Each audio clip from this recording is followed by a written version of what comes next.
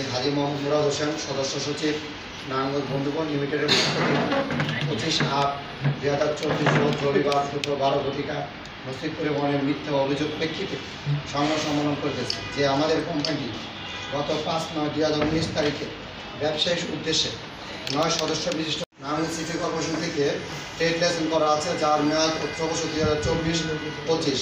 আমাদের গাড়িগুলো সকল কর ফ্রি পরিশোধ করিয়া নারায়ণগঞ্জ চিটাগাং চলাচল করতেছে। আমাদের কোম্পানি নারায়ণগঞ্জ আরটিসি কিন্তু তালিকাভুক্ত। আমাদের কোম্পানি গাড়িগুলো কোম্পানি গঠনের পর থেকে অর্থনীতি পর্যন্ত উক্ত রোডে চলমান আছে। আমাদের কোম্পানি প্রতিষ্ঠানের পর থেকে অন্য কোনো পরিবহন বা কোম্পানির সাথে কোনো প্রকার বিরোধ বা শত্রুতা, প্রতিযোগিতা ছিল না, নাই। একটি কুচক্রী মহল নারায়ণগঞ্জ বন্ধুগণ লিমিটেডের সাথে নসিব পরিবহন নাম জুড়ে বিভিন্ন অপপ্রচার, যা সত্য নয়। নসিব পরিবহন লিমিটেডের চেয়ারম্যান সৈয়দ আশরাফুল আওয়াল জেলা প্রশাসক মহোদয়ের নিকট লিখিত অভিযোগ উল্লেখ করে নসিব পরিবহন লিমিটেড 2005 সালে গঠিত হয়, চলাচল শুরু করে।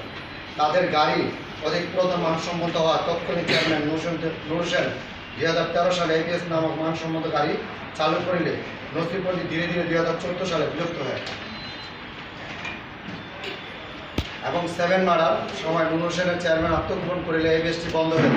পরবর্তী আমরা 9 জন ব্যবসায়ী থেকে র্যাক্স মোটর থেকে মডেল গাড়ি ক্রয় করে জয়েন্ট স্টক কোম্পানি নিবন্ধন করি। 5/9/2019 সালে নারায়ণগঞ্জ বন্ধুগণ লিমিটেড চালু করি। এখন পর্যন্ত পরিচালনা করে আসছি। নসিব পরিবহনের সাথে আমাদের কোম্পানির কোনো সম্পৃক্ততা নেই। নসিব পরিবহন সৈয়দ আশরাফুল আওয়াল, আলামিন, তোফাজ্জল মুন্সি, মোহাম্মদ আসলাম গং আমাদের নারায়ণগঞ্জ বন্ধুগণ লিমিটেডের অফিসটি দখলের পায়তারা করিতেছে।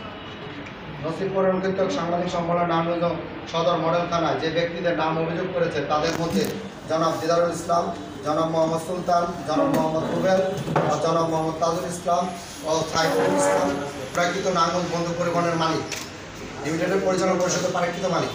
তবে বাকিতে যাদের নাম জড়িয়ে অভিযোগ করা হয়েছে তারা বন্ধু পরিবহনের কেউ না বা কখনো ছিল না। তাদের সাথে বন্ধু পরিবহন লিমিটেড কোনো সম্পৃক্ততা নেই। নসিব পরিবহনের অভিযোগটি মিথ্যা ও ভিত্তিহীন বানোয়াট উদ্দেশ্যপ্রণীত দখল করার জন্য তারা পায়তারা করতেছে। 15 তারিখে একটা অভিযোগ করছিল 3,20,000 টাকার মালামালের ব্যাপারে তারা তখন, কিন্তু আমরা 18 তারিখে আমরা একটা অভিযোগ এটা দিচ্ছি, প্রতিবেদন দিচ্ছি, এটা প্রত্যেকেও আছে। এরপরে তারা আজকে যে নতুন করে একটা সম্মেলন করতে 2 দিন আগে লেখছে 50 লাখ টাকার চাঁদাবাজ। তারা কখন কোন ধরনের মিথ্যা নিয়ে আশ্রয় দিতেছে এটা আপনাদের উপরে বিচার আছে সাল।